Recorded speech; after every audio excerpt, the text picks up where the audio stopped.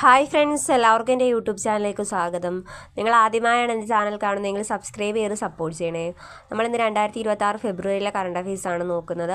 ഒന്നാമത്തെ ക്വസ്റ്റ്യൻ, 2026 നിശാഗന്ധി പുരസ്കാരം നേടിയത് ദർശന ജാവേരിയാണ്.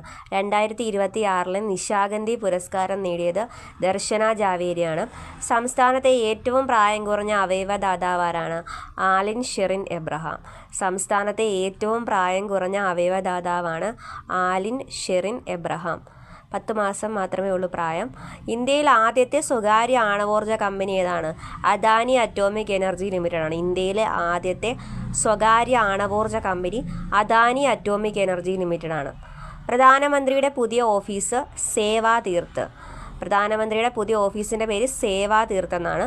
തമിഴ്നാട് സർക്കാർ സ്ത്രീകൾക്ക് പ്രതിമാസം 1000 രൂപ നൽകുന്ന പദ്ധതി ഏതാണ്? കലൈഞ്ചർ മകളിർ ഉരുമൈ തുകൈ പദ്ധതിയാണ്. കലൈഞ്ചർ മകളിർ ഉരുമൈ തുകൈ പദ്ധതിയാണ് തമിഴ്നാട് സർക്കാർ സ്ത്രീകൾക്ക് പ്രതിമാസം 1000 രൂപ നൽകുന്ന പദ്ധതിയാണ്. Okay, thank you all.